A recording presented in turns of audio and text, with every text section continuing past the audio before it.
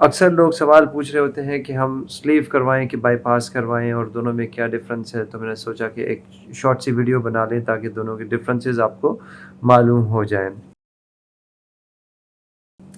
सबसे अहम जो फ़ैसला करना होता है ना, वो ये है कि बैरिएट्रिक सर्जरी करवाएँ कि ना करवाएँ।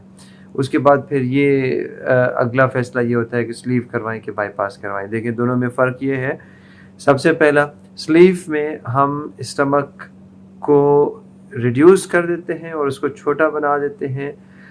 तकरीबन समझ लें कि 60, 70, 80% हम स्टमक का काट देते हैं, मैदे का काट देते हैं। इसमें बुनियादी सवाल पेशेंट का ये होता है कि कितना काट देते हैं, और मैं ये जवाब देता हूँ कि कितना काटते हैं ये इम्पोर्टेंट नहीं है, कितना पीछे हम छोड़ते हैं ये इम्पोर्टेंट है। और तकरीबन हर पेशेंट का एक ही जितना छोड़ते हैं। अब जिसका जितना बड़ा स्टमक होगा उसका कटेगा भी उतना ही, क्योंकि हमें पीछे छोड़ना उतना ही है, हर पेशेंट का उतना ही छोड़ना है। एक ये जैसे आप अंगूठा देख रहे हैं, इसकी नाप का एक ट्यूब होता है, वो हम पास करते हैं, उतना छोड़ देते हैं, उसके ज़ायद जितना भी होता है वो हम काट देते हैं। इसका मतलब क्या हुआ कि पीछे कितना छोड़ना है वो तकरीबन सबका बराबर होता है, और कटता कितना है, जिसका जितना बड़ा मैदा होगा उतना ज़्यादा कटेगा। सो अब दूसरा मसला ये है कि ये स्लीव इरिवर्सिबल होता है। एक दफ़ा आपने मैदा काट दिया, वो जिस्म से निकाल दिया, वापस आप लगा नहीं सकते हैं।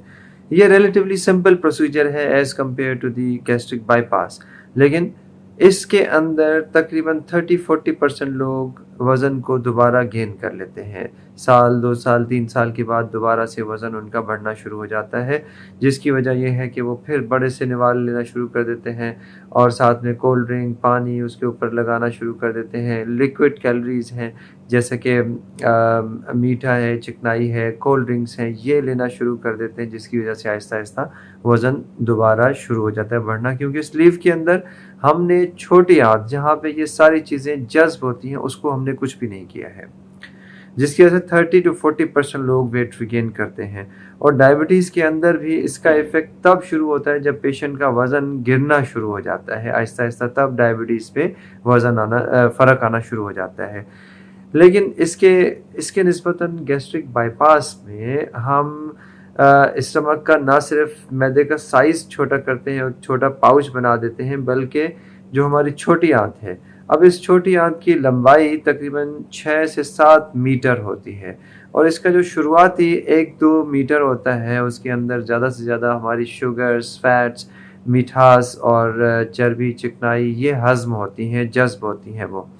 तो हम इस प्रोसीजर बाईपास के अंदर जो छोटी आंत का शुरुआती हिस्सा है, तकरीबन 150 सेंटीमीटर्स, 150 सेंटीमीटर और ऑनवर्ड्स, डिपेंड करता है किसका कितना वज़न है, वो हम बाईपास कर देते हैं, जिसका मतलब क्या हुआ, उस तरफ खाना नहीं जाएगा। अब खाना डायरेक्टली छोटे पाउच से निकल के आगे निकल जाएगा।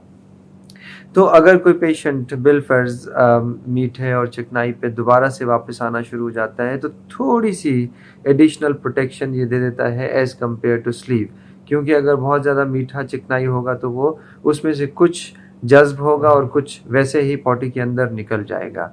लेकिन इसका लोग जो है मिसयूज़ भी करते हैं, वो ये समझते हैं कि अच्छा हमने बाईपास करवा लिया, इसका मतलब ये हम मीठा भी खा सकते हैं, चिकनाई भी खा सकते हैं, और उसका नतीजा ये निकलता है कि स्लीव से ज़्यादा नुकसान फिर बाईपास में होने लगता है, क्योंकि लोग फिर वज़न दोबारा से गेन करने लगते हैं।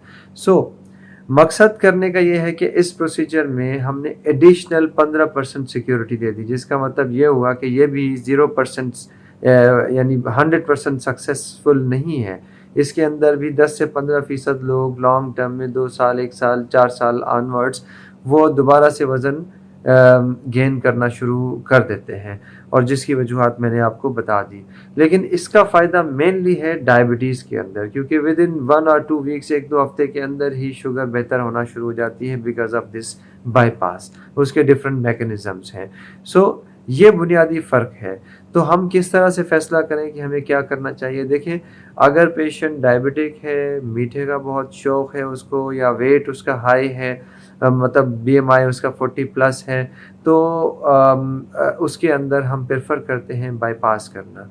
لیکن اگر کوئی پیشنٹ ہے جو اسموکنگ کرتا ہے، سگریٹ نوشی کرتا ہے، اس کے اندر ہم اوائڈ کرتے ہیں بائی پاس کرنے کو، یا ایسی جگہیں ہوتی ہے جہاں پہ کہ معدے کا السر بہت کامن ہوتا ہے، کینسر بہت کامن ہوتا ہے، وہاں پہ بھی ہم بائی پاس کو اوائڈ کرتے ہیں اور دوسرے سمپلر پروسیجرز کی طرف جا رہے ہوتے ہیں۔ امید ہے کہ آپ کو کچھ اندازہ ہو گیا ہوگا کہ سلیو اور بائی پاس میں کیا ڈفرنس ہے، لیکن امپورٹنٹ چیز یہ ہے کہ ہم جو بھی کچھ کریں وہ ہماری لائف سٹائل کا حصہ ہونا چاہیے ہے، اس کا نعم البدل نہیں ہے۔ ایسا نہیں ہے کہ ہم اپنے گارڈز ڈاؤن کر لیں، جو کھانا چاہیں، جو پینا چاہیں، اور ایسا کوئی پروسیجر ہو جائے، کوئی ہجمولہ نہیں ہے کہ جو کھایا پیا ڈکار دی اور بس ہضمہ ہو گیا، ایسا کچھ بھی نہیں ہے۔ یہ ایک ایڈجنکٹ ہے، سپلیمنٹ ہے آپ کے لائف سٹائل ماڈیفیکیشن کے ساتھ، ایک اسٹرانگ ٹول ہے جس سے کہ آپ اپنے وزن کو لانگ ٹرم مینٹین کر سکتے ہیں۔ Thank you.